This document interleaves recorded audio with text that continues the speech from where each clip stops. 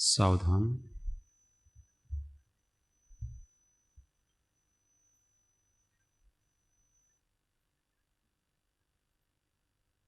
कमर सीधी, गर्दन सीधी, शरीर रिलैक्स।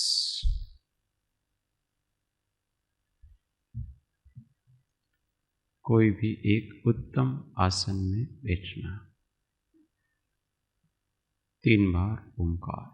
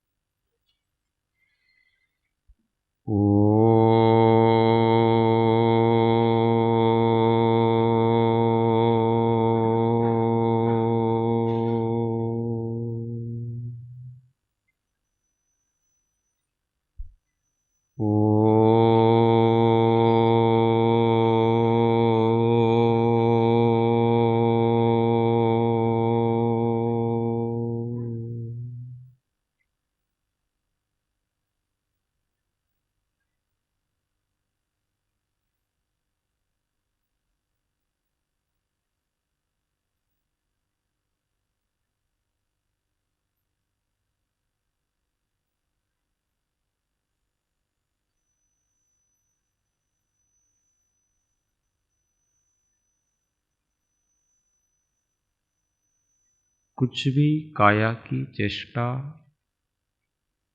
करने की इच्छा का त्याग करो। कुछ भी बोलने की, भावों को अभिव्यक्त करने की इच्छा का त्याग करें और कुछ भी सोचने, विचारने की इच्छा का भी त्याग करें।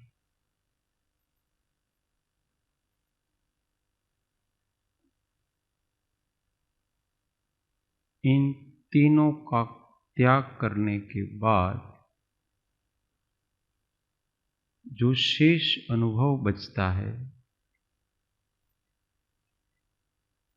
उसको अनुभव करने का प्रयत्न करें।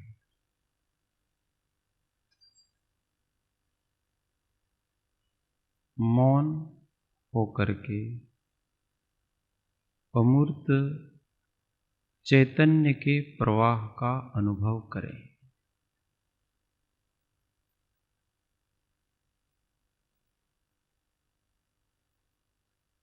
समस्त चेष्टाओं को, चेष्टाओं के अभिप्राय को, चेष्टाओं की इच्छाओं का त्याग करें।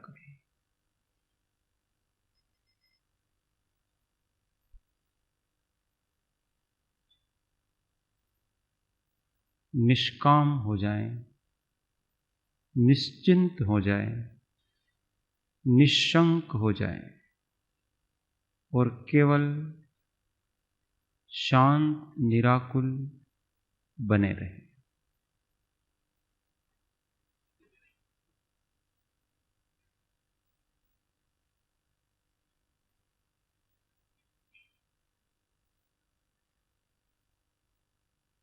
जागृत रहें, उदय के प्रवाह में न आ जाएं। दृढ़ता से अपनी शांत दशा को, साक्षीभूत दशा को पकड़े रखें।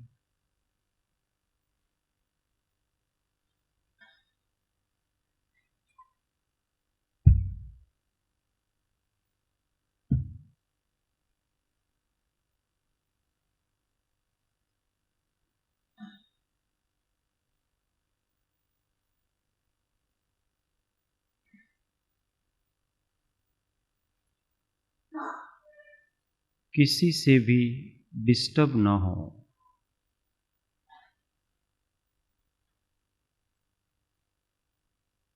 जो जो भी ज्ञान में आता है उसको जानते रहो,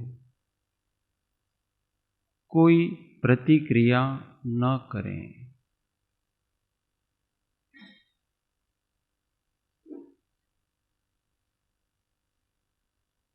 केवल उदासीन बने रहें।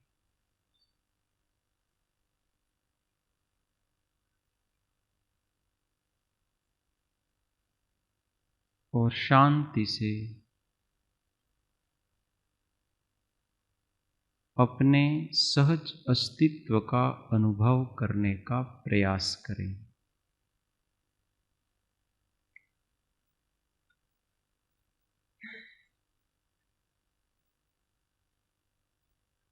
यह मैं जो हूँ,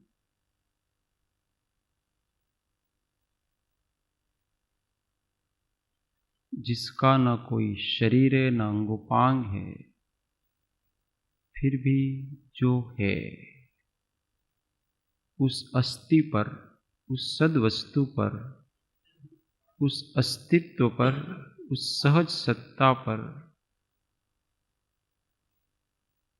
कोमलता से अपने उपयोग को लगाएं।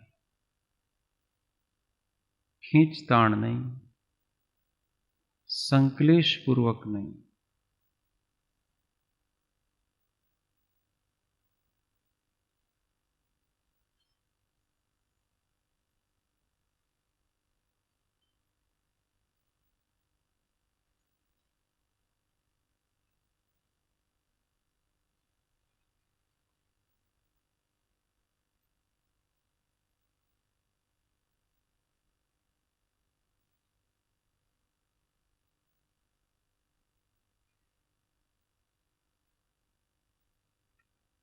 कुछ और विचारने की चेष्टा न करें।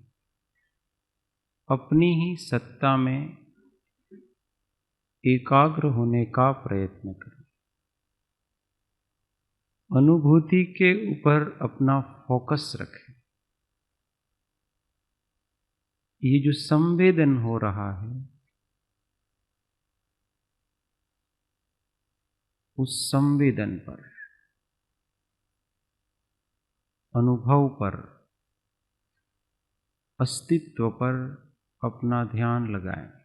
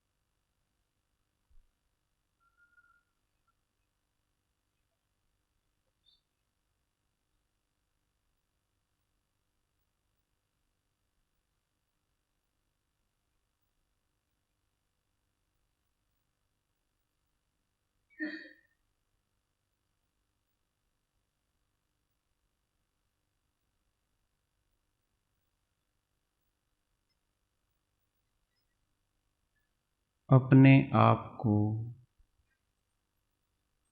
परिपूर्ण एहसास करें। मुझ में किसी भी प्रकार की कोई कमी नहीं है। हर प्रकार से मैं संपूर्ण हूँ। अभाव का जो एहसास है, वह अज्ञान के कारण से है।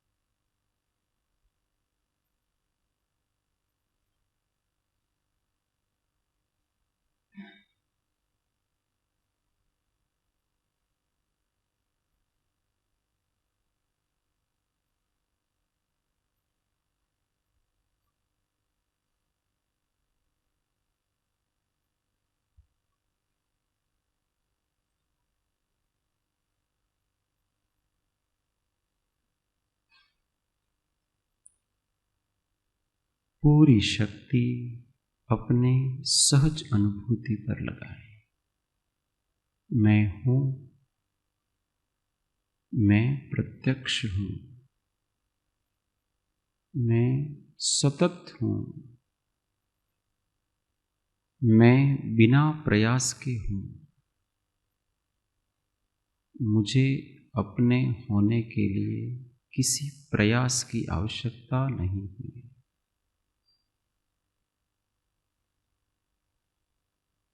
मुझे अपने आप को अनुभव करने के लिए भी किसी प्रयास की आवश्यकता नहीं है। मैं सहज अनुभूति स्वरूप ही हूँ।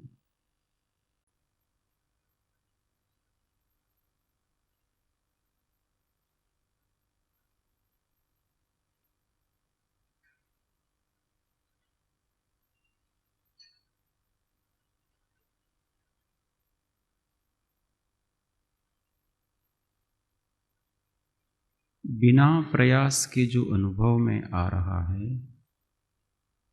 वह ज्ञायक तत्व मैं हूँ, जो कि स्वयं अनुभूति स्वरूप है,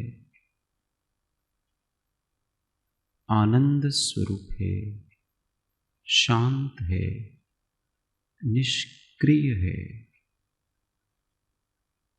ज्ञान मात्र है, केवल है।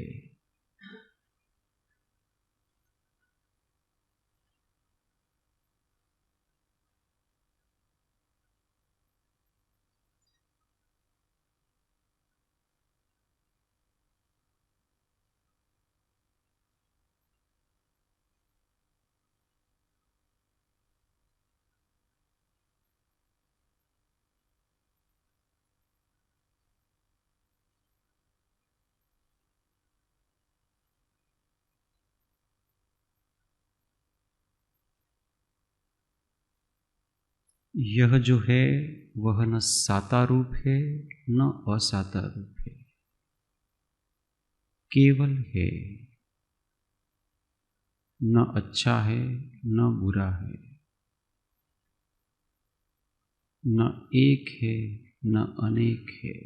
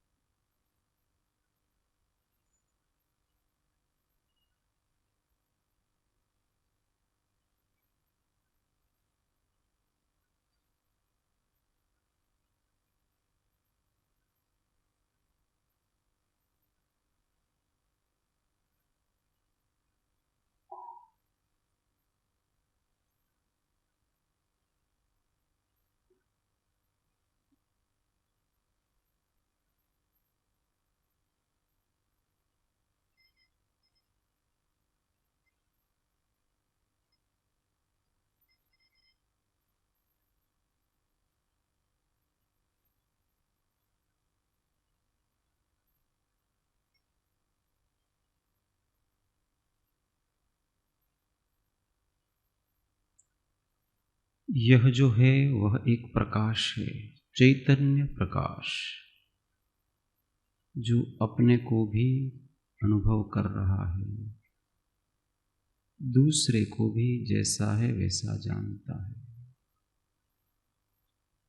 प्रकाश को भी जानता है, अंधकार को भी जानता है, स्व को भी जानता है, पर को भी जानता है। ऐसा चैतन्य प्रकाश।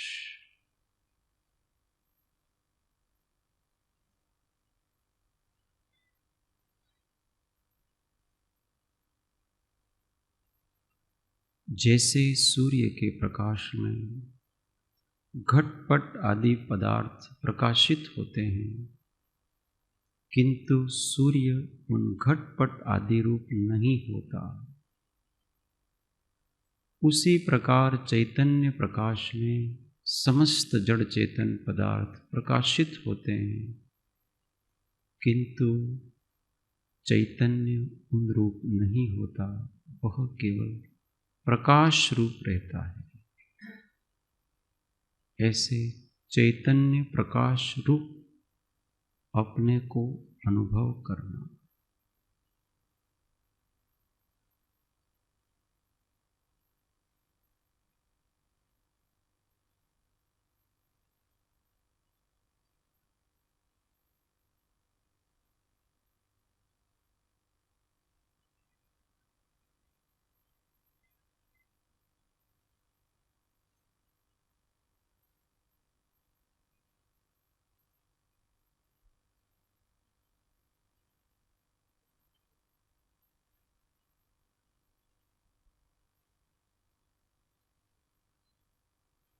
मैं शरीर में नहीं हूं, शरीर ही मेरे भीतर प्रकाशित हो रहा है। मैं कर्म के आवरण में नहीं हूं, कर्म ही मेरे चैतन्य में प्रकाशित हो रहा है। मैं रागादि से आवृत नहीं हूं, रागादि को मैं प्रकाशित करता हूं।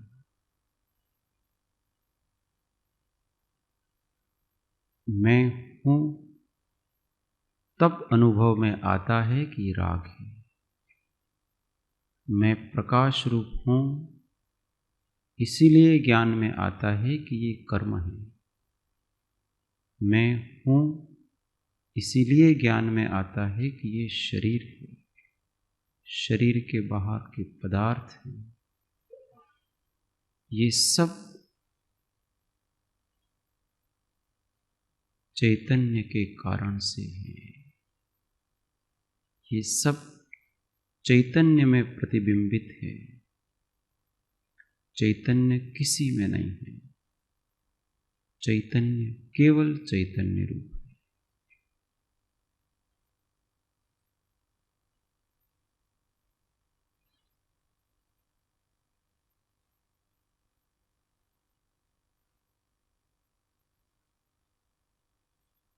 इसलिए अपने आप को बंधन से मुक्त अनुभव है। मुझे किसी ने बांध के नहीं रखा है। ज्ञान के अभाव के कारण बंधन का एहसास होता है।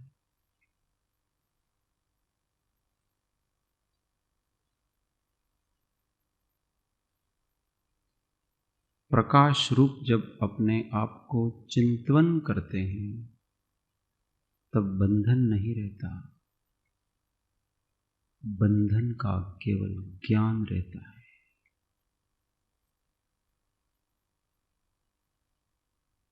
इस शरीर ने मुझे बांध के नहीं रखा है।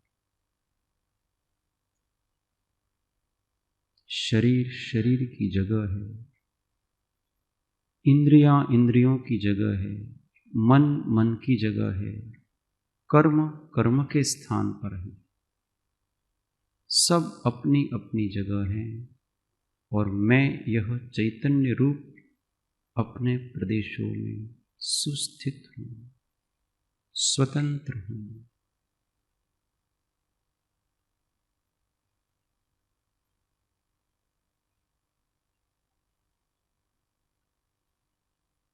किसी ने किसी को आवृत करके नहीं रखा है।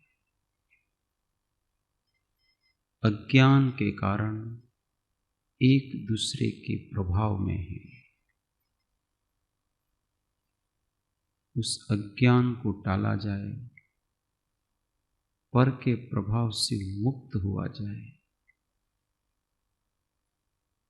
केवल स्वरूप रहा जाए।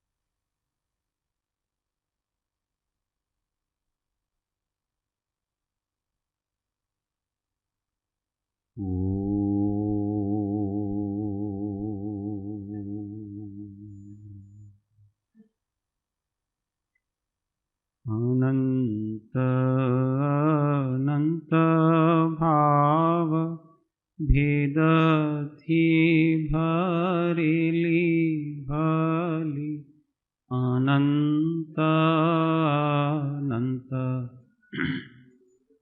निक्षेपे व्याख्यानी छे सकल जगत हित कारिणी हारिणी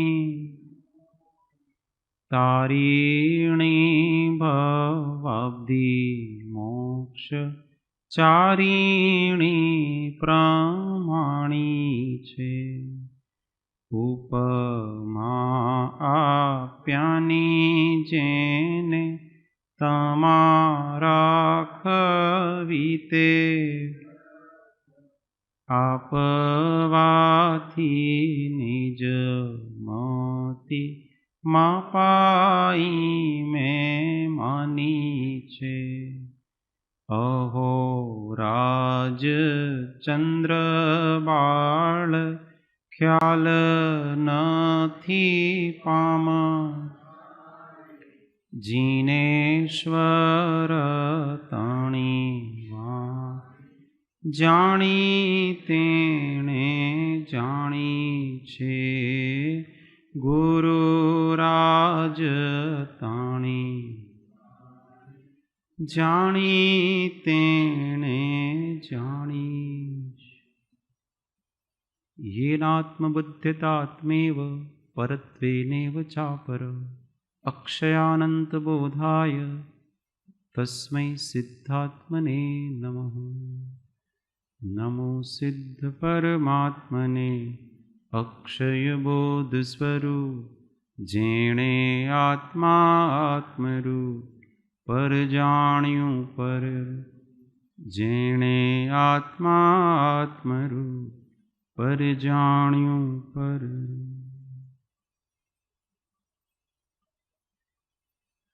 जय सद्गुरु।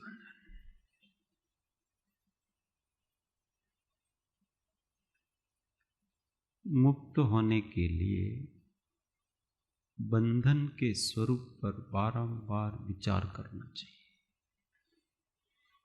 कि वास्तव में बंधन क्या है।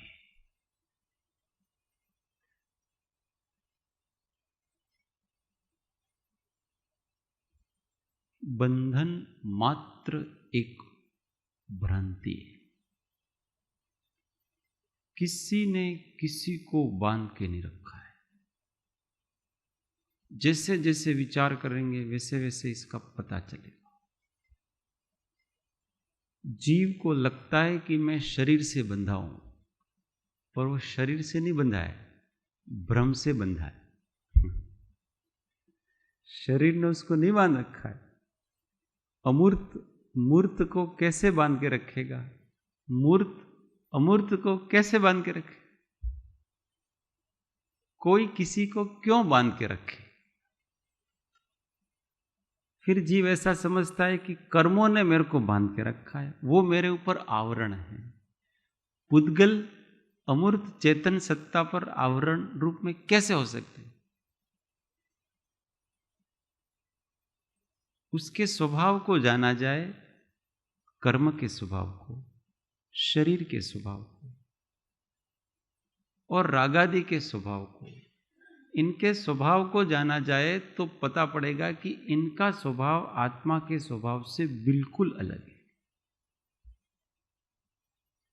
कोई एक जगह पर रह रहे हैं इसका मतलब ये नहीं है कि वो एक हैं। अगर स्वभाव अलग हैं तो वो अलग हैं, बांध नहीं रहे किसी को। वो तो केवल एक जगह पर रह रहे, और एक जगह पर रहने मात्र से कोई एक दूसरे को बांधता नहीं। जिस आकाश के प्रदेश पे ये शरीर है, जिस आकाश के प्रदेशों पर कर्म की वर्गणाएं हैं, उसी आकाश के प्रदेशों पर ये चैतन्य है। अमूर्त, और वो संश्लेष रूप से जुड़े हुए हैं। संश्लेष एक संबंध है जो क्षेत्रांतर में साथ साथ जाता है। अभी शरीर जाएगा, साथ में वो चेतना भी जाएगी।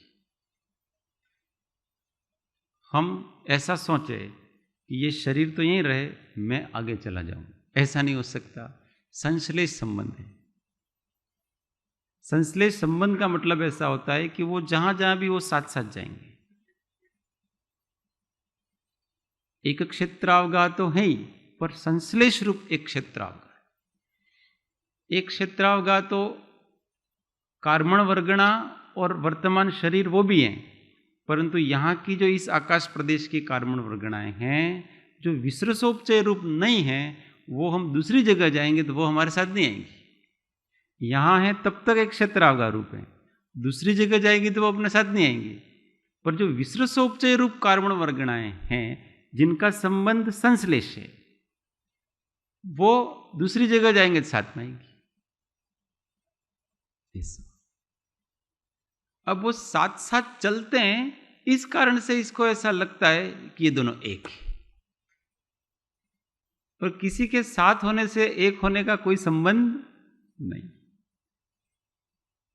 बहुत गहराई से विचार की, ध्यान में, चिंतन में ये विचार करना है कि ये बंधन क्या है, तो पता लगेगा कि ये मात्र एक भ्रांति है और कुछ नहीं। जो चेतन निज भानमा करता आप स्वभाव, वर्ते नहीं निज भानमा करता कर्म प्रभाव। देखो कितनी स्पष्ट बात है कि अगर अपने स्वभाव को ही हम पकड़े रखें तो हम अपने ही करता है। ये सब यहीं की यहीं है, शरीर वही है, कर्म वही है, उदय वही है, सब वहीं के वहीं है, संस्कार वही है, सारा सारा वही चीज है। केवल अपने को तो अपने अपने को पकड़ करके उपयोग को केवल उस उपयोग रूपी करने का, बाकी कुछ करना नहीं है। मैं शरीर से भिन्न हूं, ये हूं, वे हूं, ये तो सब केवल एक विकल्प मात्र है। जो संस्कार दृढ़ हो गए, उन संस्कारों को निकालने के, वास्तव में ऐसा सोचने की कोई जरूरत नहीं। आप नहीं सोचो तो भी आप भिन्न ही हो, सोचने की क्या जरूरत है। केवल यहां तो अपनी सत्ता को ग्रहण करना है। हंस कला कहते हैं। वो हंस है, वो दूध दूध ग्रहण कर लेता है, पानी वहीं के वहीं छोड़ देता है। इसका मतलब वहां दो तत्व थे, एक दूध था और पानी था। एक साथ हो जाने से वो एक नहीं हो गए, एक साथ एक क्षेत्रावगा संश्लेष रूप थे, फिर भी दो थे। जब अलग किया तो पता पड़ा कि यहां दो मामला है। ऐसे ये शरीर और आत्मा, ये दोनों एक नहीं है, ये अलग है। आत्मा आत्मा को अपन ग्रहण कर सकते हैं, शरीर शरीर को वहीं छोड़ दिया जाए।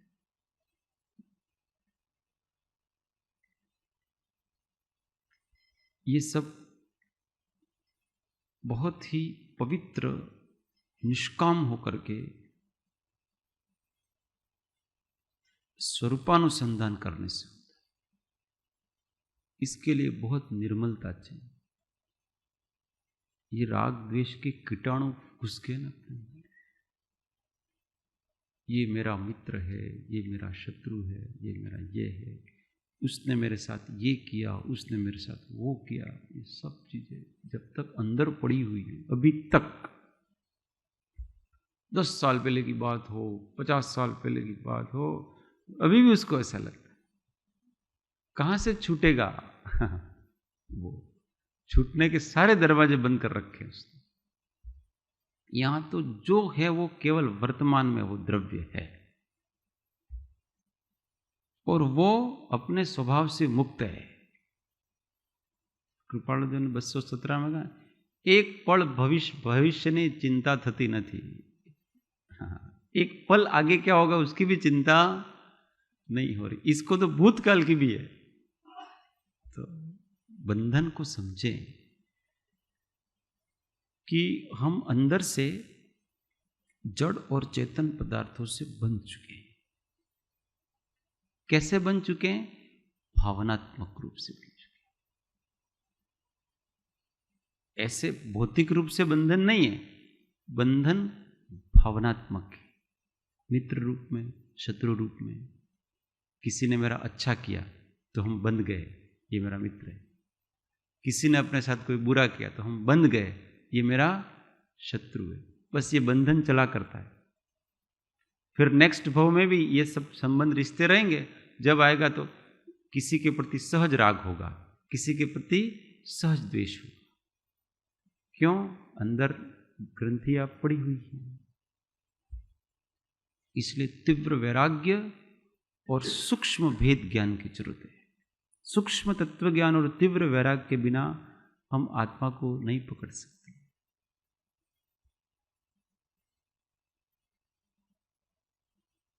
तत्व ज्ञान तो सूक्ष्म समझ के कर लेते हैं, पर तथारु वैराग्य नहीं होता है तो निर्मलता नहीं आती।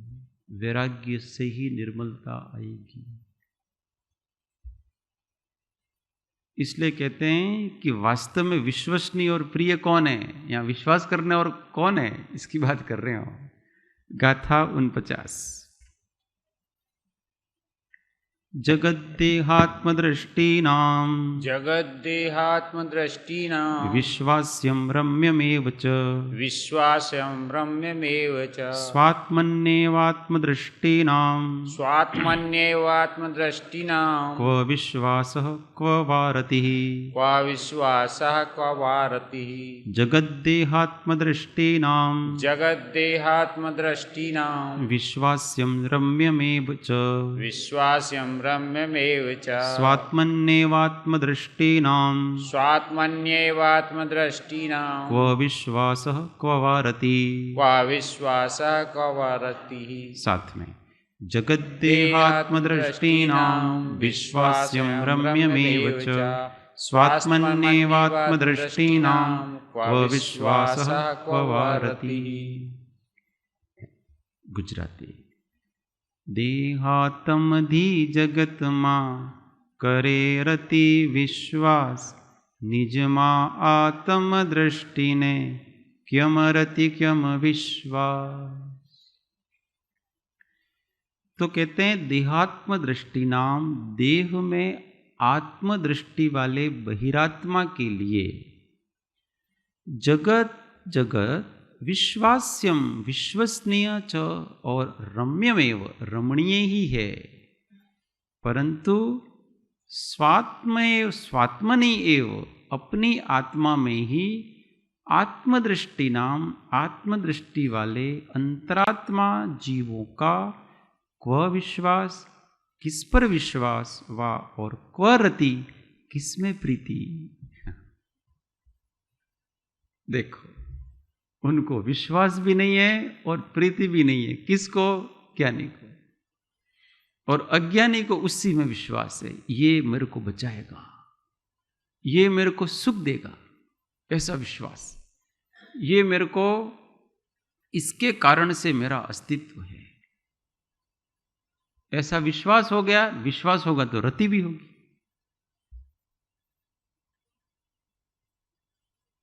रात को 12-1 बजे जाना हो अपने को कोई गली में अथवा कोई सड़क पर, तो अकेला डर लगता है। तो अगर अपने साथ में 5 साल का बच्चा हो ना, 5 साल का बच्चा, उसको लेकर के जाएंगे तो भी उसका डर कम होगा। अब वो बच्चा क्या बचाएगा अपने को? अपने को बचाने वाला नहीं है, पर उसको फिर भी ऐसा ढांढस रहता है, ये मेरे साथ है। ऐसा नकली विश्वास करके इस जीव ने रखा है इस संसार में कि ये मेरे काम आएगा, कभी न कभी तो काम आएगा। व्यक्ति पैसे बचा के रखता है बुढ़ापे के लिए, मेरे काम आएंगे। और व्यक्ति ये जो लड़के वाला सिस्टम है ना, लड़का ही चाहिए, ये तो इसी से आया है कि लड़का है वो मेरी बुढ़ापे में लकड़ी है, सुरक्षा करेगा, साथ आएगा, अब वो लड़का वही कहाँ रह जाता है और वो यहाँ इनके प्राण छूट जाते हैं। उसने उसमें विश्वास कर रखा है कि ये अंत समय में मेरे साथ में रहेगा, सुरक्षा में रहेगा। ऐसे धन पर, स्त्री पर, पुत्र पर, इन पर विश्वास है अपना। किसको? जगत दृष्टि वाले को। बाकी इस प्राणों की रक्षा कौन कर सकता है? कोई नहीं कर सकता। औषधि पे विश्वास है, डॉक्टर पे विश्वास है। बस अभी तो डॉक्टर साहब આવી ગયા છે ને, એટલે બધું કરી નાખશે। क्या करेंगे डॉक्टर साहब? कोई विश्वसनीय नहीं इस जगत में। ज्ञानी तो केवल अपने एक ज्ञान भाव में, समता भाव में विश्वास करके बैठा हुआ है कि यही मेरा साथी है, यही मेरे साथ रहेगा, बाकी सब तो यहीं कहीं रहने वाले हैं, कोई साथ देने वाला नहीं।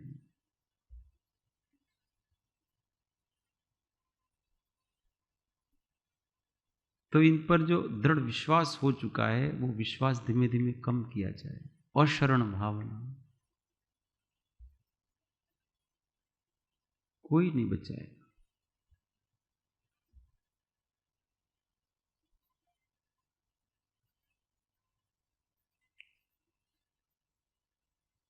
ऐसा अपने को ना फील होना चाहिए। ऐसा जब फील होगा तब जाकर के हम एकांत आदि का सेवन कर सकेंगे। एकांत में क्यों डरता है व्यक्ति? यहां मेरा कौन सहायक है? तो मतलब लोगों को सहायक मान रखा उसने। यहां शेर आ जाएगा तो कौन बचाएगा? इधर टाइगर आ जाएगा तो कौन बचाएगा? इधर लेपर्ड आ जाएगा तो कौन बचाएगा मेरे को? तो क्या वो बचाते हैं अपने को? कोई किसी को नहीं बचा रहा है यहां पर, इसलिए निर्भयता नहीं आती। अकेलापन महसूस होता है। क्यों हो रहा है? हमारे अंदर क्या कमी है? अब अगर हम आत्मदृष्टि से देखें तो इसमें क्या कमी है? प्रॉब्लम सारी खड़ी होती है दूसरों के होने से, और नहीं हो तो कोई प्रॉब्लम ही नहीं है। परंतु इसको प्रॉब्लम ही है कि कोई नहीं है। प्रॉब्लम में ही उसको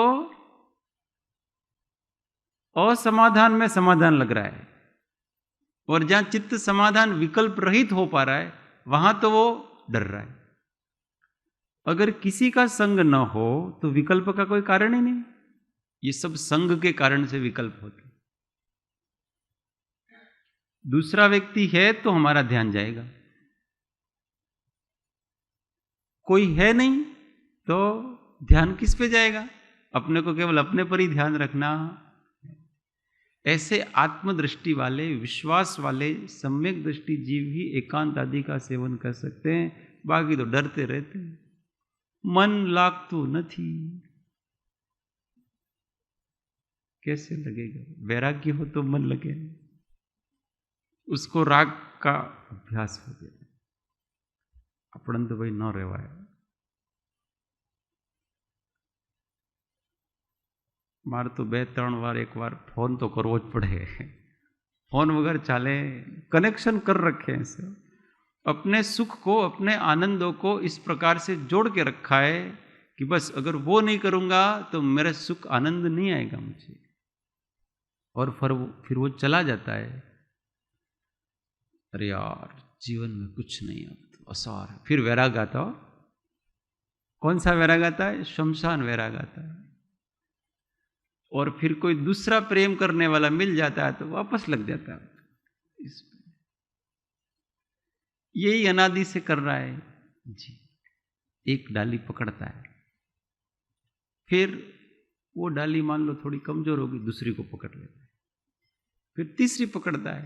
ऐसे डालियों को पकड़ता रहता है ये जी, और बस पकड़ रहा है। छोटा होता है तो माता पिता की डाली पकड़ के रखता है। थोड़ा बड़ा होता है पति पत्नी एक दूसरे की डाली होगी। फिर बूढ़ा होता है तो बच्चों की डाली पकड़ रखी है। डालियां ही पकड़ता है ये। अपने आप को असहाय कभी अनुभव नहीं किया इसने। आप अपने आप को असहाय अनुभव करो कि मेरी सहायता करने वाला यहाँ कोई नहीं है, मैं ही संपूर्ण हूं।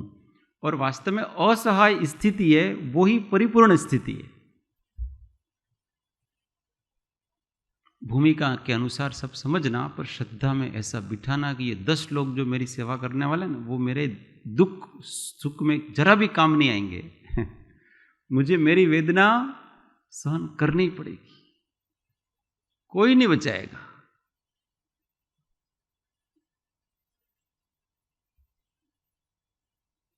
दूसरे नंबर की भावना कौन सी है?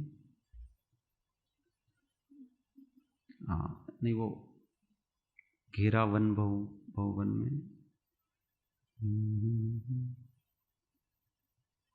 घेरा भवन में नहीं बचावन हारा कोई, यूं समझो मन में, ऐसा कर बाघ सिंह ने, ऐसा ना सिंह आता है कहीं। जो भी हो, मृग चेतन को घेरा भवन में, उस बाघ ने, काल रूपी बाघ है, सिंह है, वो मृग रूपी चेतन है, उसको इस भवन में पकड़ के रखा है। जैसे शेर अपने पंजे में किसी हिरण को पकड़ ले तो कौन बचा सकता है? उसको कोई नहीं बचा सकता। ऐसे इस काल रूपी सिंह ने इस चेतन को पकड़ के रखा है अच्छी तरह से, कोई नहीं बचा सकता इसको। केवल अपना अविनाशी समता भाव है, वो ही हमारे लिए शरणभूत है, और कोई नहीं। व्यवहार से देव शास्त्र गुरु, व्यवहार की जगह ही रह जाएगा, निश्चय ही काम आएगा। इतना भी है, ये भी हमेशा अच्छी तरह से अपने को समझ लेना चाहिए। व्यवहार का अवलंबन लेते लेते अपने को भावना तो निश्चय की करनी है। वो जिनेंद्र वर्णी जी ने सल्लेखना ली, तो उन्होंने कहा विद्यासागर जी महाराज से, तो उन्होंने कहा आप हमारे बाहर का संभाल लेना, अंदर का तो हम संभाल लेंगे सब। क्योंकि अंदर का आप भी नहीं संभाल सकते, क्योंकि अंदर के परिणाम को आप कैसे संभालेंगे? वो तो हमको ही संभालना है। अंदर का तो हम सब कर लेंगे, बाहर का ध्यान रखने का है आपको, तो क्या, बाकी हम कर लेंगे सब। ऐसा स्वयं का स्वयं स्थितिकरण भी करना आना चाहिए। सब खड़े हैं, देव शास्त्र गुरु, और जीव सातवीं नरक में जा सकता है, कोई कुछ नहीं। हमको यूं समझ गए ये हमको नवकार मंत्र सुना रहे हैं इसलिए हमारी गति अच्छी होगी, ऐसे कोई भ्रम में नहीं रहने का। यहां तो अपने परिणामों के अनुसार है सारा का सारा। आप तो नवकार मंत्र सुना रहे हो और उसको वो नवकार मंत्र से ही चीड़ आ रही है कि ये बंद कब करें, ये प्रलाप कर रहे हैं फालतू में। तो दुर्योधन को समझाने के कृष्ण जी को थोड़ी दया आ गई, ये मरणासन पड़ा है, कम से कम पंच परमेष्ठी कुछ सुना देंगे अपन। तो कृष्ण जी ने युधिष्ठिर को आगे किया, मेरी बात तो वो मानेगा नहीं, तुम सत्यवादी हो, तुम्हारे ऊपर सबको भरोसा है, तुम्हारी बात मानेगा। तो वहां जाकर के अंतिम सल्लेखना नमो अड़ियंता नमो सिद्धाणा में से करने गया, और वो तू कौन होता है मेरे को भगवान का नाम सुनाने वाला? अच्छा ही नहीं लगा उसको लगा ये प्रलाप कर रहे हैं फालतू में, मैं कर लूंगा सब, और गया नीचे। इसलिए परिणति कोई नहीं जानता है, अपने अंदर की परिणति बहुत अलग चीज होती है। हजारों लोगों के बीच में व्यक्ति गर्त में चला जाए, उसने जैसा बांधा है वैसी लेशा होगी अंत समय में। हमको ही लगता है कि बाहर के निमित्त अच्छे मिल रहे हैं तो अंदर अच्छा ही होगा, ऐसा कोई जरूरी नहीं। मंदिर में भगवान के सामने बैठा बैठा, यहां बैठा बैठा भी जीव कितने कर्म बांधता है। सबसे प्रगाढ़ प्रकार के कर्म तो, नरक में जाने के कर्म तो वो देव शास्त्र गुरु के सानिध्य में ही बांधता है। समझ में आ रही बात? देव शास्त्र गुरु के सानिध्य से, उनके ही निमित्त से ये सबसे चिकने कर्म बांधता है। अब ये भगवान इनके प्रति अभी अभिनय करेगा तो अभी उसके ऐसे कर्म बंधेंगे। इन्हीं के निमित्त से बंध रहे हो। अनंतानुबंधी किसके निमित्त से बंध रहा है? देव शास्त्र गुरु के निमित्त से, उन्हीं के निमित्त से बनते हैं कर्म।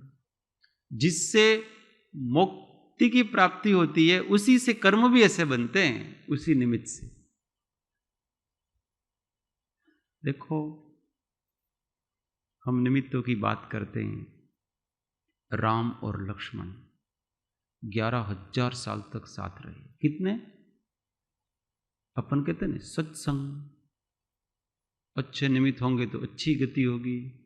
एक पल भी दूर नहीं होते थे एक दूसरे से। हो इतना प्रगाढ़ प्रेम था। और राम जैसा चरम शरीर के साथ छाया बन के रहने वाला व्यक्ति कहां जाता है अंत में? कहां सत्संग रहा बताओ आप? सब उपादान से चल रहा है मामला। वहां राम की परिणति हमेशा अलग चल रही है, लक्ष्मण जी की परिणति हमेशा अलग चल रही है। एक ही घटना है, राम उससे संवर निर्जरा कर रहे हैं, लक्ष्मण उससे कर्म बांध रहे हैं। एक ही घटना है, एक कर्म बांध रहा है, एक कर्म छोड़ रहा है। अब कहां रहा सानिध्य बताओ? हाँ, सब बलिहारी उपादान की है। हर चीज में आपकी योग्यता है तो राम का 2 क्षण का सत्संग भी आप ज्ञान प्राप्त कर लोगे। पर यहां 11,000 साल का सानिध्य भी दुर्गति में जाने से नहीं रोक सका उनको। जबकि किसी के साथ पल पल रहते हैं तो अपने को उसका प्रभाव तो पड़ना ही चाहिए ना। कहां पड़ रहा है बताओ? उल्टा पड़ रहा है सारा मामला। इसलिए जिसकी दृष्टि ठीक हो वही सत्संग का लाभ ले सकता है। इसलिए तो 4 कारण बताए आज सुबह: मिथ्याग्रह, स्वच्छंद, प्रमाद और इंद्रिय विषय लोलुपता। ये 4 हैं तब तक सत्संग सफल नहीं हो सकता। लक्ष्मण जी को ऐसा है कि ये तो शांत प्रिय ही हैं, अपने को अपने हिसाब से कर लेना। इनको ज्यादा पूछना नहीं, कोई भी गड़बड़ करना है ना, इनको नहीं पूछना, ये तो साधु पुरुष हैं। ऐसा करके सब अपने काम निकाल लेते हो, सारे काम निकल गए। प्रेम है उनसे, देखो कितना प्रेम है, जान दे दें। ऐसा प्रेम भी है चरम शरीरी व्यक्ति के प्रति, इतना प्रेम है कि वो उनको प्राण निकाल के दे सकते हर समय। और उस प्रेम का क्या हुआ बताओ? उस सत्संग का क्या हुआ? उस प्रेम का क्या हुआ? क्या हुआ? सब ये समझना चाहिए। उपादान, जब उपादान की तैयारी नहीं होती है तो तीर्थंकर का सत्संग भी आपके लिए केवल और केवल विपरीत परिणमित होगा। वो नीचे जाने का काम करेगा, ऊपर जाने का काम नहीं करेगा। इसलिए खरी तो पात्रता, कृपालु देव ने ऐसे लिखा है, खरी तो पात्रता। तो विश्वास छोड़ें अपन जगत का, अपने ऊपर विश्वास रखें। मुझे मेरी क्षमा पर विश्वास है, वही मेरा सहायक है। मेरी नम्रता, उसके ऊपर विश्वास है, वही मेरी सहायता करेगी। विनय ही सहायक है, सरलता ही सहायक है, संतोष ही सहायक है, सत्य ही सहायक है, संयम ही सहायक है, तप ही सहायक है, त्याग ही सहायक है, अकिंचन्य भाव ही सहायक है, ब्रह्मचर्य अपना साथी है। ये 10 भाव हैं, वही अपने साथी हैं, और कोई अपना साथी नहीं है इस जगत में। इनको पकड़ करके रखें, ये अपने स्वभाव को पकड़ करके रखा है अपना। बाकी कोई साथी यहाँ पर है, बाकी सब निमित्त हैं, नौकर्म है, उनसे काम होगा भी और नहीं भी होगा। पर मूल में तो ये चीजें पकड़ करके रखनी चाहिए। इनके ऊपर विश्वास होना चाहिए कि कुछ भी हो जाए, कैसा भी व्यक्ति आ जाए, पर मुझे मेरे क्षमा भाव पर विश्वास है। मैं शांत रह सकता हूं, इसलिए मुझे कोई डर नहीं। अपने विनय के ऊपर विश्वास रखो कि कैसा भी अहंकार के, ईगो के कैसा भी साधन आ जाएंगे, परंतु मैं अपना, मेरे विनय भाव पर मुझे विश्वास है। मैं विनम्र बना रहूंगा, इसी भावना। कोई भी ऐसा अपमान करे तो मेरी विनम्रता नहीं छोड़ूंगा। कैसी भी परिस्थिति आ जाए, छल कपट करने की, मायाचार करने की, काम निकल रहा हो अपना, परंतु मैं अपनी सरलता नहीं छोड़ूंगा। सीधे तरीके से ही काम निकालूंगा, उल्टे तरीके से मैं नहीं निकालूंगा। भले करोड़ों का लाभ हो रहा हो, नहीं चाहिए। सरलता। कितना भी लोभ का निमित्त आ जाए, कोई अपने को कितना भी धन दौलत दे दें, बहुत सारे राज्य दे दें, तो भी मैं मेरे संतोष भाव को नहीं छोड़ूंगा।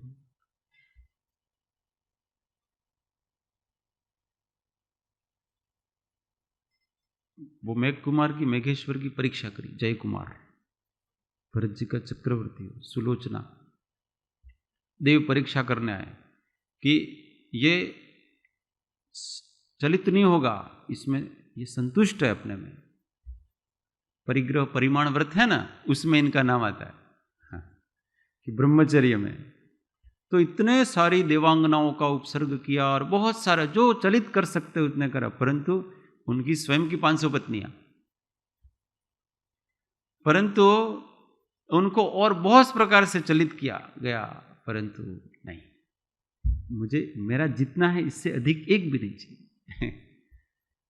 कुछ भी नहीं चाहिए मेरे को, इतने में मैं संतुष्ट हूं। संतोष भाव। तो बार बार भावना करे कि मैं मेरे संतुष्टि नहीं छोड़ूंगा, मुझे जितना मिला है बस ठीक है, सहज मिला है, इसलिए वो ठीक है। और हम अगर आयोजन पूर्वक इसको लेते हैं तो फिर वो हम कर्म की उदिरना करें। हम अपने सत्य को नहीं छोड़ेंगे, भले प्राण चले जाए, पर हम झूठ का सेवन नहीं करेंगे। ये भावना, यही अपने साई। हम अपनी मर्यादा को नहीं तोड़ेंगे। हम श्रावक हैं तो श्रावक की मर्यादा नहीं तोड़ेंगे, अनैतिक आचरण नहीं करेंगे, भले कुछ भी हो जाए हम उसमें लगे रहेंगे। मुनि है तो मुनि की मर्यादा नहीं तोड़ेंगे, जान चली जाएगी, अपनी मर्यादा नहीं तोड़ेंगे। हमने जो व्रत लिए हैं, समिति गुप्ती, ये नहीं तोड़ेंगे, कुछ भी हो जाए। ये संयम धर्म कहलाता है। अपने अपनी जो मर्यादा है, जिस जीवन को अंगीकार किया है हमने, गृहस्थ जीवन तो गृहस्थ जीवन की मर्यादा है, साधु जीवन साधु जीवन की मर्यादा है, उस मर्यादा का उल्लंघन नहीं करेंगे, कैसे भी करेंगे, प्राण चले जाए तो भी नहीं करेंगे। ये हमारा साथी है। ये सब अपने साथ आने वाले, और कोई साथ नहीं आएगा दूसरा। इस पे विश्वास, ऐसा यहां पर कहते हैं। आगे कहते हैं, अनासक्ति के लिए बरतने योग्य सावधानी 50। इसके लिए करना क्या? तो हमेशा आत्मज्ञान का लक्ष्य रखना। आत्मज्ञानात् परम कार्यम न बुद्धो धारयेत् चिरम कुर्यादर्थवशात् किंचित् वाक्यायाभ्याम तत्परः आत्मज्ञानात् परं कार्यं न बुद्धो धारयेत् चिरं कुर्यादर्थवशात् किंचित् वाक्यायाभ्याम तत्परः। सब साथ में। आत्मज्ञानात् परं कार्यं न बुद्धो धारयेत् चिरं कुर्यादर्थवशात् किंचित् वाक्यायाभ्याम तत्परः।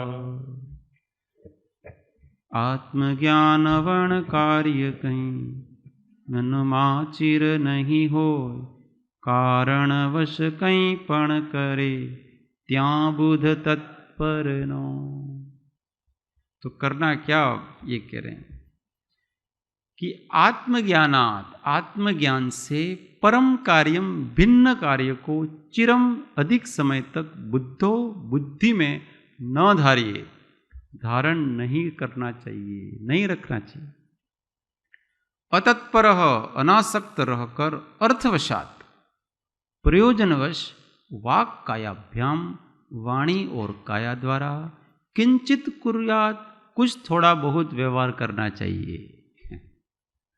मन में तो क्या भावना, आत्मज्ञान की ही भावना है।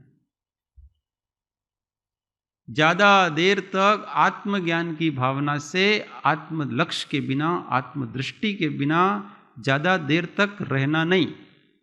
और कुछ आवश्यकता पड़े व्यवहारिक काम से तो वचन से अथवा काय से करना, पर चित्त को तो आत्मज्ञान में ही लगा रखना।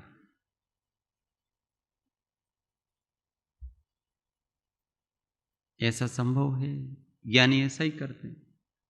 हमेशा लक्ष्य किसका है, आत्मज्ञान का। वो हमेशा आत्मा का ज्ञान करते रहते हैं। आत्मज्ञान का अर्थ होता है उपयोग में आत्मा होना। ये जो मैं हूं, सहज ज्ञायक स्वाभाविक, वो ही मैं हूं। बाकी ये जो हो रहा है वो तो शरीर से हो रहा है। मैं तो ज्ञाता ही हूं। उस ज्ञाता को ही ज्ञान में लिया जा रहा है, साक्षी को ही ज्ञान में लिया जा रहा है, अपने सहज अस्तित्व को ही ज्ञान में लिया जा रहा है। बाकी को ज्ञान में, दृष्टा को ही दृश्य बनाया जा रहा है। हमेशा दृश्य को देखा जा रहा है, पर विषय किसको बनाया जा रहा है? देखो, आंखें दृश्य को देख रही हैं और तीसरा नेत्र दृष्टा को देख रहा है। बस उसमें दृढ़ है। सामने वाले को लगता है ये मुझे देख रहे हैं। आपको तो औपचारिकता मात्र है देखना, पर उनकी दृष्टि तो हमेशा, उनकी प्रतीति और लक्ष्य, ये दोनों तो दृष्टा पर ही टिका रहता है। और व्यवहारिक काम के लिए कुछ करे तो बहुत अधिक देर तक आत्मज्ञान से परे कोई कार्य नहीं करना, ऐसा ज्ञानी को उपदेश देते हैं। अपनी दृष्टि को बहुत अधिक प्रवृत्ति में नहीं रखने का है, और प्रवृत्ति करते करते भी अपनी दृष्टि तो आत्मा पर ही टिकाए रखने का है। ये जो हो रहा है वो मैं नहीं हूं, ये जो देख रहा है वो ऐसी हमेशा सतत दृष्टि। अब ये अभ्यास से सिद्ध होती, धीमे धीमे अभ्यास करना चाहिए अपने को। हर चीज का निरीक्षण करने का अभ्यास,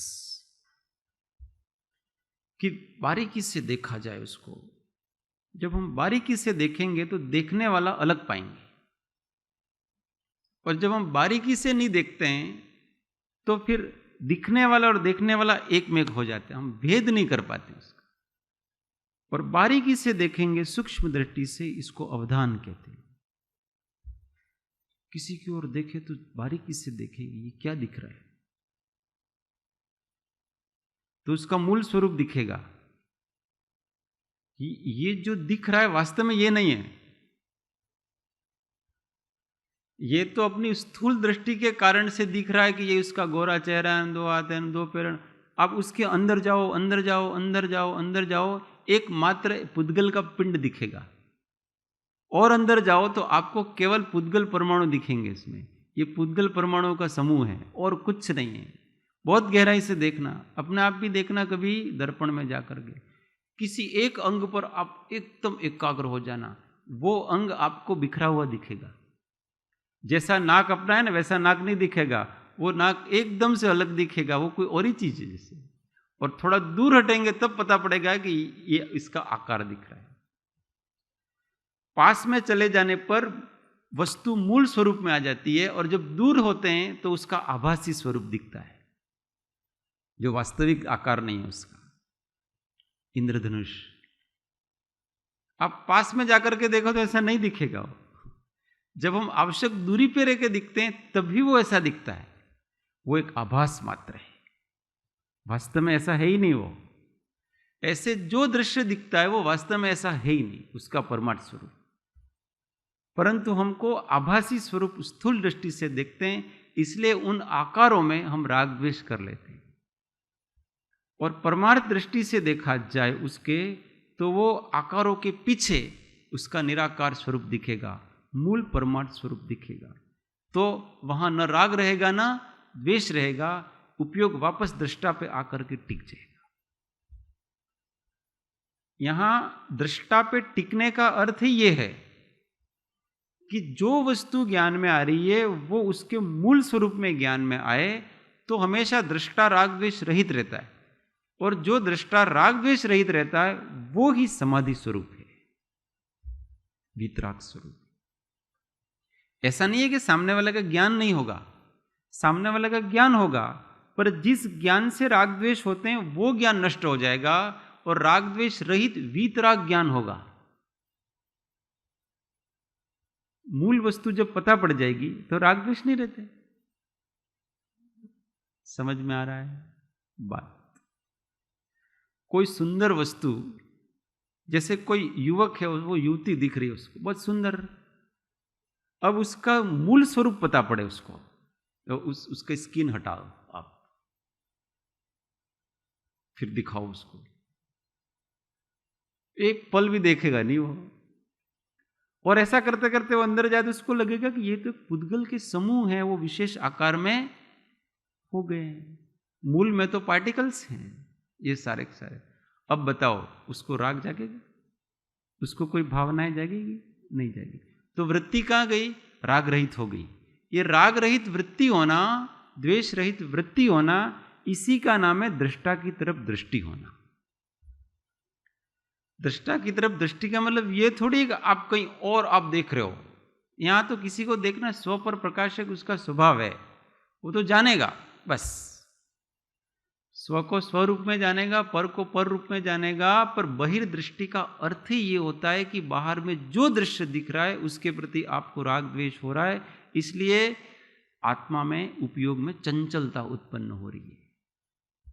और जब राग द्वेष नहीं रहेंगे तो चंचलता समाप्त हो गई, आत्म शांति में लीन है। इसी का नाम दृष्टा की तरफ दृष्टि। वस्तु ने वस्तुगते जो, वस्तु ने वस्तुगते जो, जैसी वस्तु है वैसा ही देखो, आप शांत हो। वही ज्ञाता है, वही दृष्टा है। केवली भगवान जो जैसा है वैसा जान रहे हैं, किसी से नाराज है ना किसी, उनको अपने को जानने की भी इच्छा नहीं है, दूसरे को जानने की भी इच्छा नहीं है, और जो जैसा है वो अपना आप जानने में आ रहा है। अपने को विचार पूर्वक वस्तु को वस्तु रूप में जानना। समझे तो हम जिसके लिए इतने दीवाने हो रहे हैं वो है क्या? तो वो दीवानगी कम पड़ जाएगी पर बिना सोचे समझे, बिना विचार के वो दीवानगी बनी रहती है। अपने को इतना ताजमहल देखने की बड़ी इच्छा होती है, हमारे ताजमहल जो, अब सोचो तो सही कि वो है क्या? पुद्गलों का समूह और क्या? उसमें कहां अच्छा है ने कहां बुरा है ये बता। पर हमारी आदत पड़ गई है कि एक विशिष्ट प्रकार से पुद्गल इकट्ठे हुए हों तो हम उसको अच्छा कहते हैं, और इधर उधर बिखरे हों तो हम उसको बुरा कहते हैं। ये हमने बनाई है परिभाषा है। केवली की दृष्टि से देखो तो वो सब बिखरे हुए ही हैं, उनको तो एक एक परमाणु ही दिख रहा है उनके ज्ञान। तो ज्ञानी की दृष्टि में द्रव्य द्रव्य रूप में दिख रहा है, पर्याय पर्याय रूप में दिख रही है, गुण गुण रूप में दिख रहा है, स्व स्व रूप में दिख रहा है, पर पर रूप में दिख रहा है, और न किसी से राग है न किसी से द्वेष। बस ये है आत्मज्ञान। इसको आत्मज्ञान की दृष्टि कहते हैं। लोगों को यूं कहते हैं कि भाई आत्मा की ओर दृष्टि करो, आत्मा, तो वो उपयोग को जबरदस्ती के अंदर ले जाने का प्रयत्न। अरे अंदर नहीं ले जाना, उपयोग को हमेशा समाधान युक्त रखने का। ज्ञान में जो आए उसको शांत भाव से स्वीकार कर लिया जाए, जो जैसा है वैसा। पर्याय को पर्याय रूप में, वो पर्याय जिस द्रव्य की है उसको उस द्रव्य रूप में। ये शरीर है तो ये इसकी पर्याय है, और ये पर्याय किसकी है? पुद्गल द्रव्य की है। तो ये मूल में पुद्गल द्रव्य है, उस पुद्गल द्रव्य की विभा व्यंजन पर्याय है। बस इतना सही जानना है अपने को। इससे न राग करना है ना द्वेष करना। जो था वैसा कर लिया अपनों ने, बस अपने को अपने रूप जानना है, और उसमें भी न राग करना है ना द्वेष करना। ये मैं हूं और ये पर है, बस यहां तक गाड़ी अटका देना, इसके आगे नहीं जाने का। बहुत है वगैरह नहीं करने का, फिर क्या है करने जाएंगे तो द्वेष हो जाएगा। न है न ये है। आगे की भूमिका में कोई हेयोपादेय नहीं होता है। आगे की भूमिका में केवल एक ही एक मैं ज्ञाता हूं, वो ये है बस। सब ये ही है तो कोई है ही नहीं यहां पर, न कोई उपादेय है, केवल ज्ञान का विषय है बस, और कुछ नहीं। तो स्वयं भी ज्ञान का विषय है, पर भी ज्ञान का विषय है। देखो ये आत्मज्ञानी की दृष्टि। जो शुरुआत में जो सीखता है ना, उसके लिए ये है कि जीव अजीव है, वो ये है न, वो आश्रव बंध है, वो है न, फिर संवर निर्जरा वो उपादेय है न। ये सब प्राथमिक कक्षा वाले के लिए बताया गया है। ये सारी चीजें ऊपर की भूमिका में जाओगे, सब ज्ञेय है और मैं ज्ञाता। जीव को भी जानना है, पुद्गल को भी जानना है, आश्रव को भी जानना है, बंध को भी जानना है, संवर को भी जानना है, निर्जरा को भी जानना है, और मोक्ष को भी जानना है, और जान करके जानते ही रहना है बस, और कुछ नहीं करना है। आगे ये अनुभव होगा कि मैं अच्छा अपने को पता पड़ गया कि आश्रव है, अब क्या करोगे इसका, क्या करोगे इसका? तो मैं इसको छोड़ दूंगा। कहां से छोड़ू? कोई वस्तु हो तो छोड़ो ना इसको। ज्ञाता बने रहो, यही उसका है पना है। आप किसी को रेस्पॉन्स मत दो, यही उसके प्रति उपेक्षा है। हम कहते हैं ना कि किसी को रिस्पॉन्स देते हैं ना, तो इसका मतलब हमने इसका सम्मान किया किसी भी दृष्टि से, रागात्मक द्वेषात्मक। तो हम किसी को अपना, आप रेस्पॉन्स मत दो, बस यही आपने उसको है ही समझ रखा है। कोई व्यक्ति आया इधर 2 घंटे से खड़ा है, कोई बड़ा होगा कलेक्टर वगैरह, और आपने उसकी तरफ देखा ही नहीं,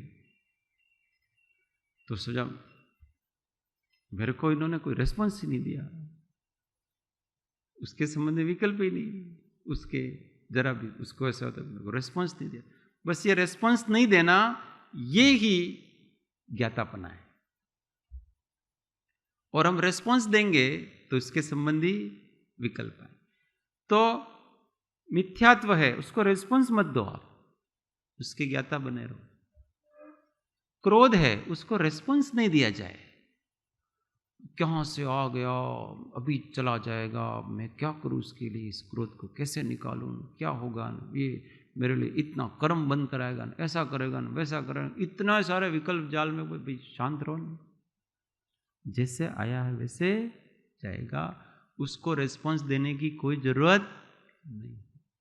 उसके प्रति गंभीर क्यों होते हो? अपने ज्ञान स्वभाव के प्रति गंभीर हुआ जाए, सकारात्मक वस्तु के प्रति गंभीर हुआ जाए, नकारात्मक के प्रति गंभीर नहीं हुआ जाए। ये माध्यस्थ भावना है। मैत्री, करुणा, गुण प्रमोद, माध्यस्थ था। ये केवल पर के लिए नहीं है, निश्चय से ये अपने लिए सब।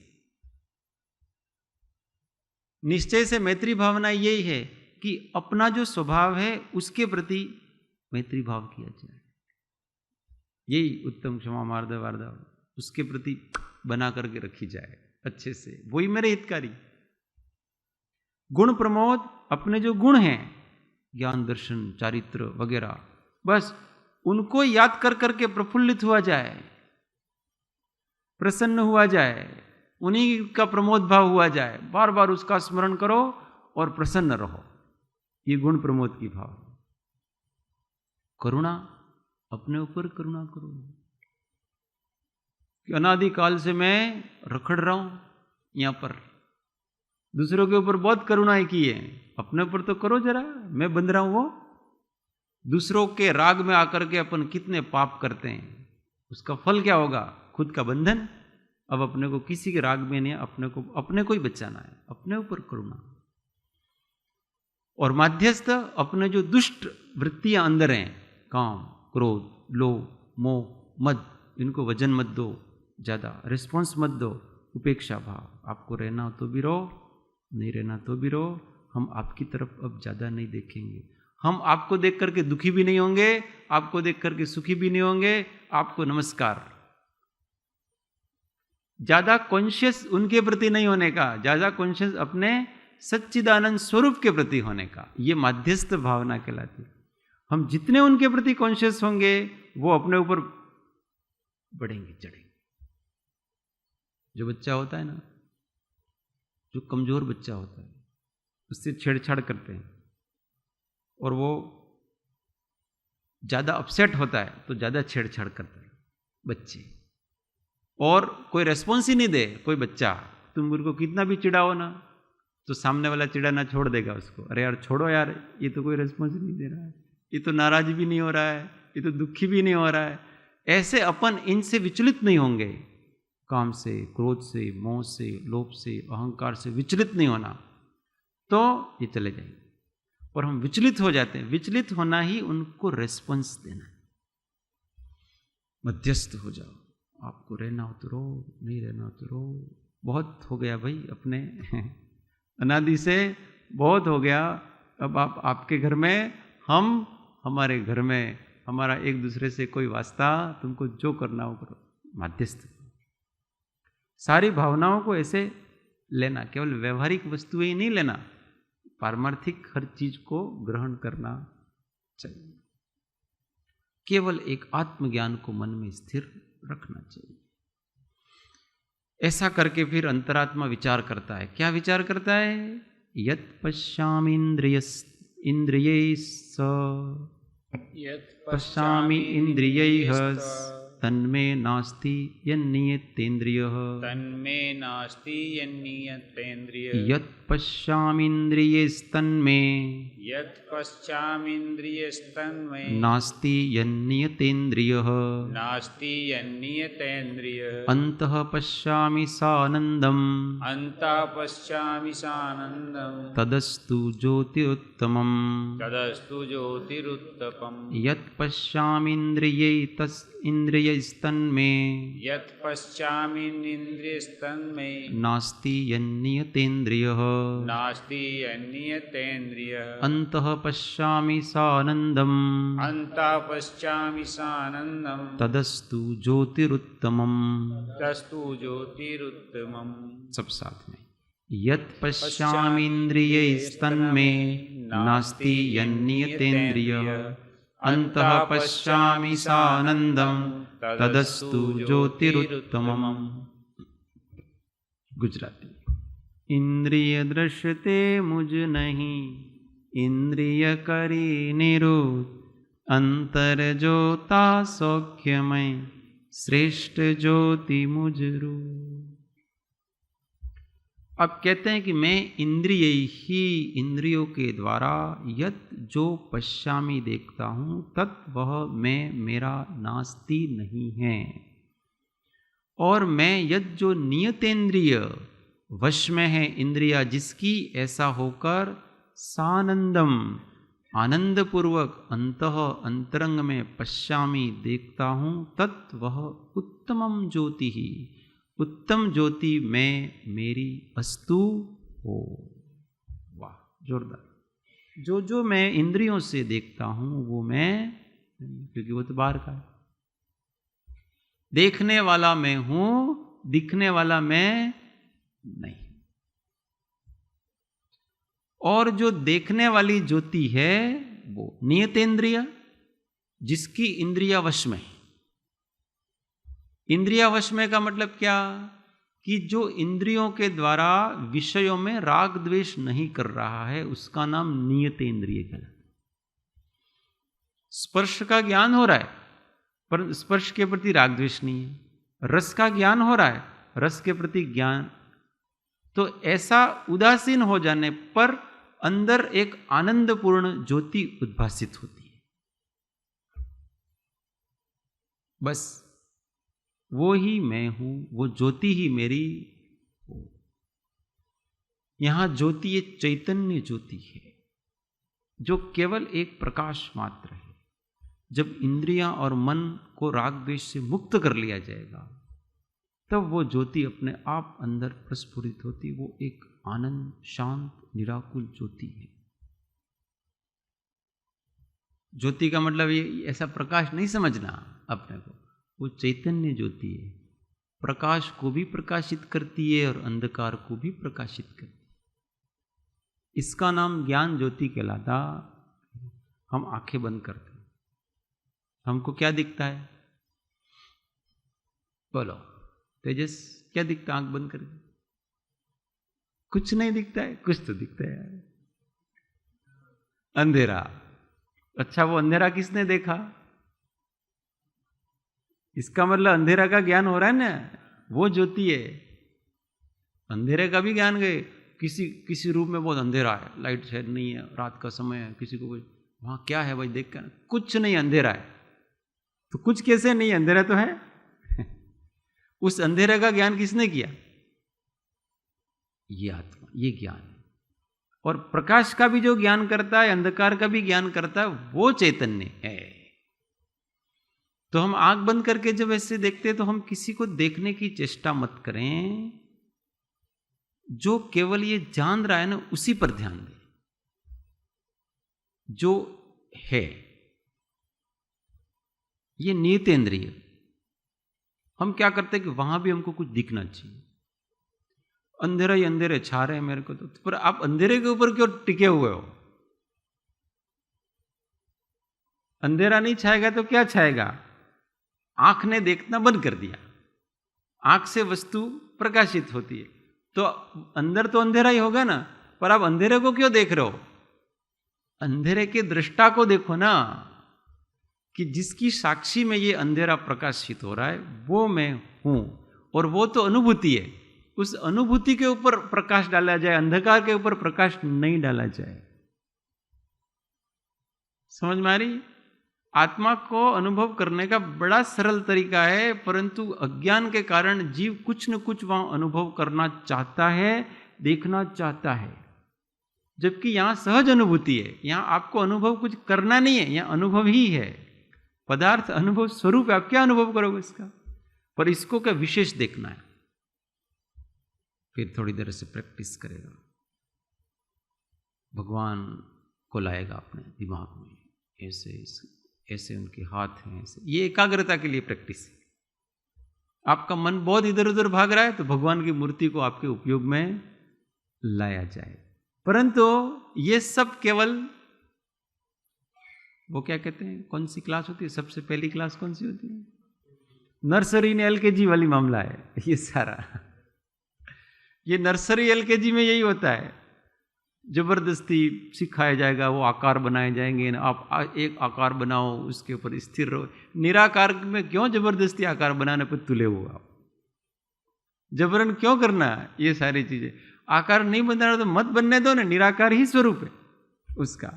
पर मन बहुत भागता है, तो प्राथमिक कक्षा वाले अपने जैसे लोगों के लिए चाहिए, महामुनियों के लिए नहीं चाहिए। वो तो आंख बंद करते ही स्वरूप गुप्तस स्वरूप में वो तो देखते हैं, तब भी निराकार पर ही दृष्टि है, और आंख बंद करें तो भी निराकार पर दृष्टि। वो एक अनुभूति है, अस्तित्व है, उस पर जोर दिया जाए, ना कि अंदर कुछ आ रहा है जा रहा है।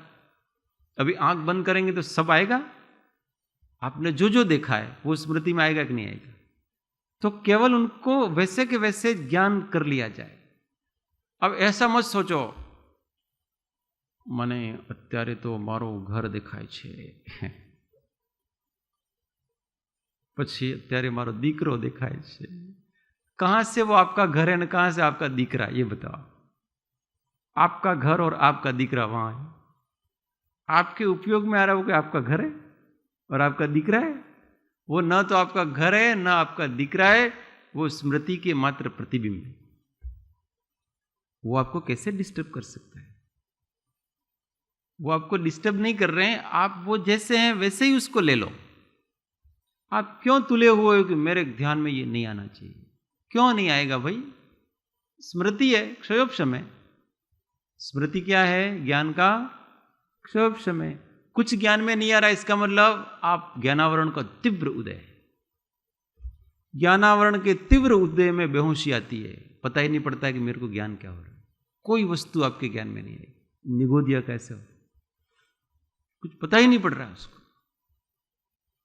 और यहां तो कुछ पुराना याद आ रहा है, इसका मतलब ज्ञान का उगाड़ हो रहा है, ये स्वभाव का उगाड़ हो रहा है। समझ में नहीं आ रही व्यक्ति को, ज्ञान के उगाड़ को क्यों तुले हुए कि नहीं आए। बस इतना ही करना हमको, जो ज्ञान में आ रहा है उसको अपना, ये मेरा घर है ऐसा क्यों मानते हो आप? और ये मेरा बेटा मेरे ज्ञान में, ऐसा क्यों मानते हो आप? है ही नहीं। जो है ही नहीं उसको अपन मान लेते हैं। कोई अभी ये चित्र है, उसको कोई मानने पे तो ये कृपालु देव है, बोलो है कि नहीं? है कि नहीं? पर કોઈ આગ્રહી रहेगा ના, અમારા કૃપાળુ દેવ જ છે, જીવિત જ છે, તમારા માટે હશે ફોટો, મારા માટે તો भगवान। ये दृढ़ दुराग्रह बैठा रखा है इसने। तो ये चित्र जब उसके ज्ञान में आएगा तब भी उसको ऐसा ही लगेगा, और दृष्टि वहीं की वहीं लगी रहेगी, अपने चैतन्य पर पे तो वो जाएगी ही नहीं। ऐसे आग्रह पकड़ रखे हैं। पहले बुद्धियां कराते हैं, ऐसे बच्चों को सिखाने के लिए कुछ ऐसी चीजें सिखाई जाती है, फिर बच्चों की पकड़ में आ जाती है तो वो छोड़ता ही नहीं बाद में। ना अमन तो आम ज छे, अमन पहला आवज सीखवाड़ी, तो पहले से ही सही सीख दी जाए।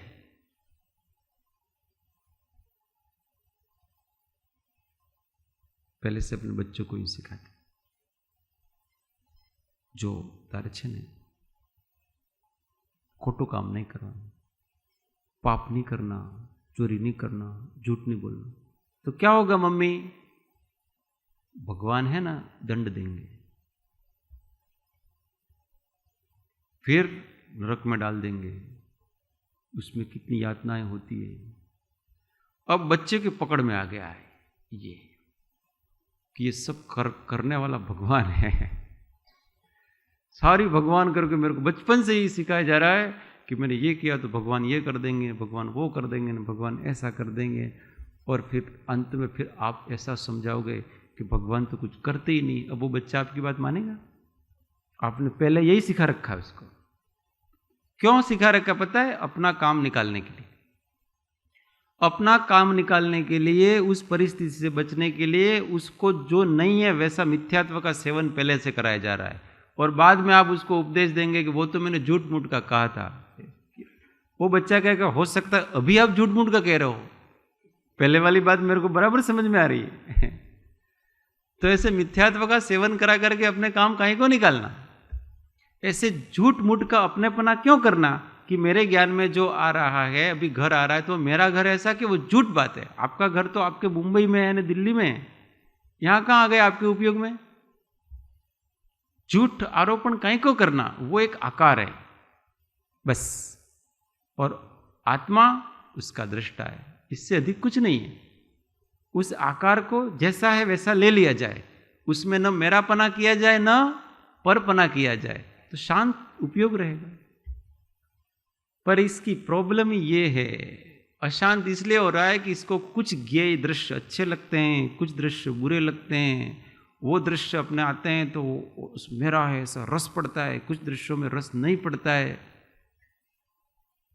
क्यों? पदार्थ का निर्णय नहीं है। किसका निर्णय नहीं है? कि ये दृष्टा है वो मैं हूं, ऐसा पक्का निर्णय नहीं है। इसलिए दृश्याकार वृत्ति बारंबार होती है, और उन दृश्य के मात्र आकार हैं, वो दृश्य भी आकार मात्र हैं, उन आकारों के रूप उसका दृष्टा भाव हो जाया करता है, राग द्वेष हो जाया करते। इसलिए ध्यान में भी लड़ाई करता रहता है, मशक्कत। सौ प्राण यहाँ संसार में सन्मित्र मुझवाला था जो, और कोई दूसरी बात याद आ गई तो परेशान हो जाता है, यार मैं याद करना ये चाहता हूं, दूसरा को याद आता है। शांत रहो।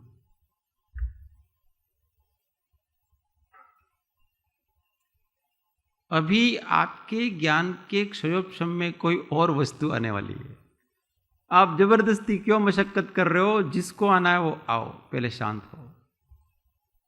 जब उपयोग शांत हो जाए उसको स्वीकार कर लो, और फिर आपको जो रटना वो रटो। पर ये तो पहले से रट्टा लगाया हुआ है, और अगर उपयोग में उस समय योग्यता उसकी नहीं आने की, वो नहीं आएगा और आपका सामायिक बिगड़ जाएगा। અત્યારે तो भाई हूँ 20 दोहरा हूँ बोलता, तो बोलता बोलता बीजा ज विचार आया, तो क्यों भाई 20 दोहरा बोल रहे हो? अभी अटक जाओ थोड़ी देर, अभी दूसरा क्या आने वाला है उसको देखो, शांति से देखो, उपयोग को शांत करो, उसको स्वीकार करो, और थोड़ी देर बाद वो चला जाएगा। फिर आप आराम से हे प्रभु जो करना हो करो।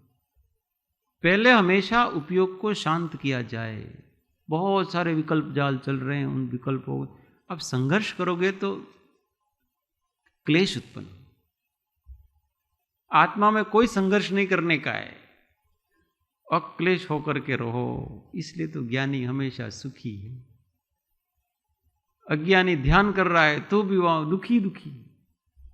मारो तो ध्यान लागતું નથી, મને તો આ યાદ આવે છે ને પેલો ચિંતા થઈ પડે છે ને આમ છે ને પેલું છે ને न तो मैंने ऊँग आ जाए भाई। लास्ट में वो थक जाता है। मशक्कत करते करते करते, क्योंकि मानसिक कसरतें करते रहोगे तो नींद आएगी कि नहीं आएगी? आएगी। वो तो थक जाता है दिमाग। दिमाग को थकाओ मत, थकान से नींद आती है। दृष्णावर्ण की उदीर्णा का कारण है थकान। थकाओ मत, रिलैक्स। जब आप ध्यान करने बैठते हो तो ध्यान से जब उठो ना, तब तो आपकी नींद गायब हो जानी चाहिए।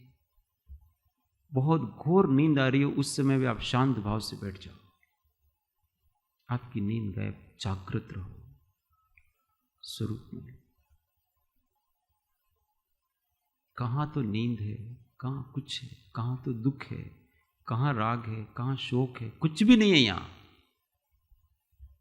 दृष्टि की कमी है। वो दृष्टि अपनी बन जाए तो अपने कल्याण हो जाता है। तो कि उस उत्तम ज्योति को देखने का प्रयत्न करना। अविद्या भी दूरम ज्योति परम ज्ञानमयम महत् तद्द्रष्टव्यम तत्प्रष्टव्यम तदिष्टव्यम तत्द्रष्टव्यम मुमुक्षु भी।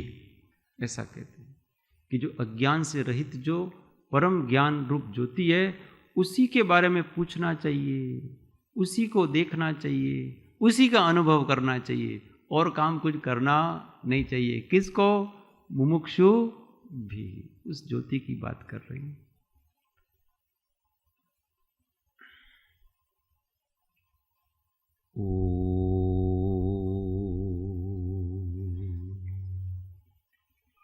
जावाणी के ज्ञान से सूझे लो कालो, सोवाणी मस्तक नमो सदा देत हूँ धो। नौ नमस्कार महामंत्र आत्मसंयम।